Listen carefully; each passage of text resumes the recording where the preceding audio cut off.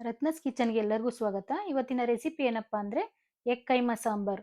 ಅದನ್ನು ಮಾಡುವ ವಿಧಾನ ಮತ್ತೆ ಅದಕ್ಕೆ ಏನೆಲ್ಲ ಇಂಗ್ರೀಡಿಯೆಂಟ್ಸ್ ಬೇಕು ಅಂತ ಒಂದ್ಸಲ ನೋಡ್ಕೊಳ್ಳೋಣ. ಇಲ್ಲಿ ತನಕ ಯಾರು ನನ್ನ ಚಾನಲ್‌ನ ಸಬ್ಸ್ಕ್ರೈಬ್ ಮಾಡ್ಕೊಳ್ಳಿಲ್ವೋ ಅವರು ಸಬ್ಸ್ಕ್ರೈಬ್ ಮಾಡ್ಕೊಳ್ಳಿ. ಮೊದಲಿಗೆ ಒಂದು ಜಾರ್ ತಗೊಂಡು ಸ್ವಲ್ಪ ತೆಂಗಿನಕಾಯಿ ಪುಡಿ ಹಾಕೊಂತಾ ಇದ್ದೀನಿ ಮಸಾಲೆಗೆ. ಒಂದು ಈರುಳ್ಳಿ ಕಟ್ ಮಾಡಿ ಇಟ್ಕೊಂಡಿರೋದು, 4 ಪೀಸ್ ಸಣ್ಣದು ಶುಂಠಿ ಹಾಕೊಂಡಿದ್ದೀನಿ, 10 ರಿಂದ 15 ಎಸಳು ಬೆಳ್ಳುಳ್ಳಿ ಹಾಕೊಂಡಿದ್ದೀನಿ, ಸ್ವಲ್ಪ ಕೊತ್ತಂಬರಿ ಸೊಪ್ಪು ಮೊದಲಿಗೆ ತೊಳೆದಿಟ್ಕೊಂಡಿದ್ದೆ, ಸ್ವಲ್ಪ ಪುದೀನ ಸೊಪ್ಪು ಎಲ್ಲಾನು ಫಸ್ಟ್‌ಗೆ ವಾಶ್ ಮಾಡಿ ಇಟ್ಕೊಂಡಿದ್ದೆ, 7 ಲವಂಗ, 4 ಪೀಸ್ ಚಕ್ಕೆ ಸಣ್ಣದು ಅದನ್ನು, ಅರ್ಧ ಸ್ಪೂನ್ ಮೆಣಸು ಹಾಕೊಂತಾ ಇದ್ದೀನಿ, ಮತ್ತೆ 4 ಸ್ಪೂನು ಧನಿಯಾ ಪುಡಿ. ಅಂದ್ರೆ ನಾನು ಇದಕ್ಕೆ ಬೇರೆ ಏನು ಉರ್ಗಡ್ಲೆ ಏನು ಮಾಡಿಲ್ಲ, ಬರೀ ಧನಿಯಾ ಪೌಡರ್ ಮಾತ್ರ ಮಾಡಿಸ್ಕೊಂಡಿರೋದು.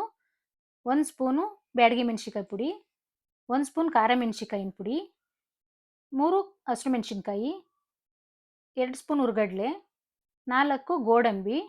ಬೇಕು ಅಂದ್ರೆ ಹಾಕೊಳ್ಳಿ, ಗೋಡಂಬಿ ಇಲ್ಲ ಅಂದ್ರೆ ಸ್ಕಿಪ್ ಮಾಡ್ಕೊಳ್ಳಿ. ಅದಕ್ಕೆ ಸ್ವಲ್ಪ ನೀರು ಸೇರಿಸ್ಕೊಂಡು ನೈಸಾಗಿ ಗ್ರೈಂಡ್ ಮಾಡ್ಕೋಬೇಕು. ತುಂಬಾ ತರಿನೂ ಇರಬಾರ್ದು, ತುಂಬಾ ನೈಸ್ ಇದ್ರೇನೆ ಚೆನ್ನಾಗಿ ಬರುತ್ತೆ, ತರಿ ಇದ್ರೆ ಚೆನ್ನಾಗಿ ಬರಲ್ಲ ಸಾಂಬಾರು. ನೋಡಿ ಎಷ್ಟು ಚೆನ್ನಾಗಿ ಬಂದಿದೆ, ಇಷ್ಟು ಬಂದ್ರೆ ಸಾಕು. ಮತ್ತೆ ಇದೆಲ್ಲ ರೆಡಿ ಮಾಡಿ ಸಪ್ರೇಟ್ ಇಟ್ಕೊಂಡು ಮತ್ತೆ ಒಂದು ಜಾರ್ ತಗೊಂಡು ಅದಕ್ಕೆ 4 ಸ್ಪೂನ್ ಉರ್ಗಡ್ಲೆ ತಗೋತಾ ಇದ್ದೀನಿ. ಯಾಕೆಂದ್ರೆ ಕೈಮಾ ಮಾಡ್ಲಿಕ್ಕೆ ಉರ್ಗಡ್ಲೆ ಪುಡಿ ಬೇಕು, ಅದರಿಂದ ನಾನು ಪೌಡ್ರ್ ಮಾಡ್ಕೊಳ್ಳಿಕ್ಕೆ ಅಂತ 4 ಸ್ಪೂನ್ ತಗೊಂಡಿದ್ದೀನಿ. ಅಂದ್ರೆ ತುಂಬಾ ನೈಸಾಗಿ ಮಾಡ್ಕೋಬೇಕು, ತರಿ ಮಾಡ್ಕೋಬಾರ್ದು. ನೋಡಿ ರೆಡಿ ಆಗಿದೆ, ಇಷ್ಟು ಬಂದ್ರೆ ಸಾಕು. ನೋಡಿ ಇಷ್ಟು ಬಂದಿದೆ, ನೈಸಾಗಿ ಬಂದಿದೆ ಪುಡಿ. ಮತ್ತೆ ಇದನ್ನ ಸಪ್ರೇಟ್ ಇಟ್ಕೊಂಡು ಮತ್ತೆ ಒಂದು ಪ್ಲೇಟ್ ತಗೊಂಡು ನಾನು 7 ಮೊಟ್ಟೆ ತಗೊಂಡಿದ್ದೀನಿ. ಮೊದಲಿಗೆ ಎಲ್ಲ ಬೇಯಿಸಿ ಸ್ವಲ್ಪ ಬಿಸಿ ಆರ್ಲಿಕ್ಕೆ ಇಡಬೇಕು, ಇಲ್ಲ ಅಂದ್ರೆ ತುರಿಯಕ್ಕೆ ನೀಟಾಗಿ ಬರಲ್ಲ ಅಂತ. ನೋಡಿ ಈ ತರ ಕೊಬ್ಬರಿ ತುರಿತೀವಲ್ಲ ದಪ್ಪ ಬರುತ್ತೆ ನೋಡಿ, ಆ ಇದರಲ್ಲಿ ನಿಧಾನಕ್ಕೆ ತುರ್ಕೋಬೇಕು. ಬಿಸಿ ಇದ್ರೆ ನೀಟಾಗಿ ತುರಿಲಿಕ್ಕಾಗಲ್ಲ. ನೋಡಿ ಎಲ್ಲ ಮೊಟ್ಟೆನೂ ಒಂದೇ ಸಲ ಈ ತರ ತುರಿದು ನೀಟಾಗಿ ರೆಡಿ ಮಾಡಿ ಇಟ್ಕೊಬೇಕು. ಉದ್ರುದ್ರಾಗಿ ಬರುತ್ತೆ, ಹಿಂಗೆ ದಪ್ಪದ್ರಲ್ಲಿ ತಗೊಂಡು ತುರಿದ್ರೆ ಉದ್ರುದ್ರಾಗಿ ಬಂದ್ರೆ ಉಂಡೆ ಚೆನ್ನಾಗಿ ಬರುತ್ತೆ, ಕೈಮಾ ಉಂಡೆ. ನೋಡಿ ಎಷ್ಟು ಚೆನ್ನಾಗಿ ಬರ್ತಿದೆ. ಅದೇ ತರ ಎಲ್ಲಾನು ತುರಿದು ರೆಡಿ ಮಾಡಿ ಇಟ್ಕೊಂಡಿದ್ದೀನಿ ಪುಡಿ ಮಾಡಿ. ನೋಡಿ ಇಷ್ಟಾದ್ರೆ ಸಾಕು, ನೀಟಾಗಿ ಬಂದಿದೆ ಉದ್ರುದ್ರಾಗೆ.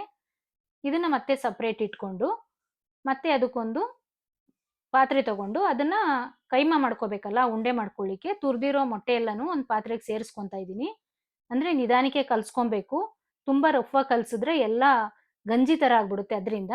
ಅದಕ್ಕೆ ನಾನು ಸಾಂಬಾರ್ಗೆ ಮಸಾಲೆ ಮಾಡ್ಕೊಂಡಿದ್ನಲ್ಲ ಆ ಮಸಾಲೆ ಸೇರಿಸ್ಕೋಬೇಕು. 3 ಸ್ಪೂನ್ ಸೇರಿಸ್ಕೊಂತಾ ಇದ್ದೀನಿ. ನಾನು 7 ಮೊಟ್ಟೆ ತಗೊಂಡಿರೋದ್ರಿಂದ 3 ಸ್ಪೂನು, ಮತ್ತೆ ಒಂದು ಸಣ್ಣದಾಗಿ ಕಟ್ ಮಾಡ್ಕೊಂಡಿರೋದು ಈರುಳ್ಳಿ, ಮತ್ತೆ ಒಂದು ಮೊಟ್ಟೆ.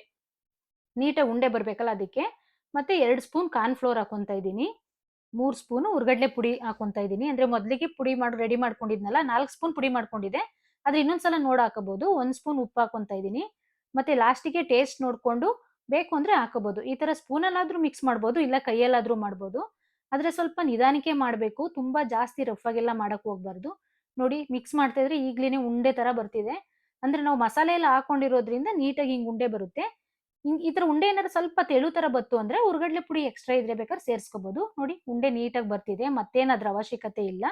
ಈ ತರ ಎಲ್ಲ ರೆಡಿ ಮಾಡ್ಕೊಂಡು ಸಪ್ರೇಟ್ ಎತ್ತಿಕ್ಬಿಟ್ಟು ನಾವಿವಾಗ ಸಾಂಬಾರ್ಗೆ ರೆಡಿ ಮಾಡ್ಕೋಬೇಕು.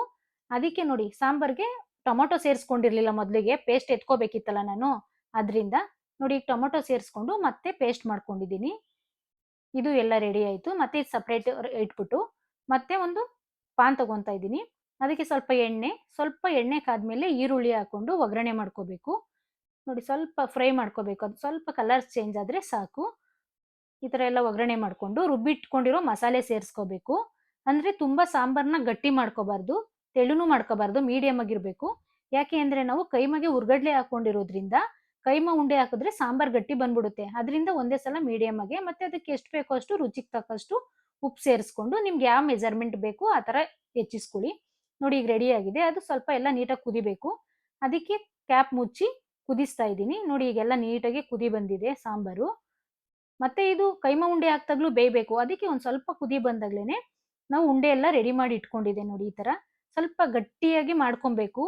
ಸ್ವಲ್ಪ ಏನಾರ ಲೂಸ್ ಲೂಸ್ ತರ ಆದ್ರೆ ಸಾಂಬಾರೆಲ್ಲ ಒದ್ರೋದಂಗಾಗುತ್ತೆ. ಅದಕ್ಕೆ ಹಿಂಗೆ ಒಂದೊಂದೇ ದೂರ ದೂರ ಹಾಕೊಬೇಕು.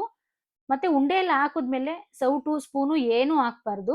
8 ರಿಂದ 10 ನಿಮಿಷ ಹಾಗೇನೆ ಮೀಡಿಯಂ ಫ್ಲೇಮಲ್ಲಿ ಬಿಟ್ಬಿಡ್ಬೇಕು ಬೇಯಕ್ಕೆ. ಇಲ್ಲ ಅಂದ್ರೆ ಒದ್ರೋದಂಗಾಗ್ಬಿಡುತ್ತೆ ಅವೆಲ್ಲ. ನೋಡಿ ಈಗೆಲ್ಲ 8 ರಿಂದ 10 ನಿಮಿಷ ಆಯ್ತು. ಎಷ್ಟ್ ಚೆನ್ನಾಗ್ ಉಂಡೆ ಎಲ್ಲ ಮೇಲೆಲ್ಲ ತೇಲ್ಕೊಂಡ್ ಬರ್ತಿದೆ. ತುಂಬಾ ಚೆನ್ನಾಗಿದೆ. ಇದೊಂಥರ ವೆರೈಟಿಯಾಗಿ ಎಲ್ಲರಿಗೂ ತುಂಬಾ ಇಷ್ಟ ಆಗುತ್ತೆ.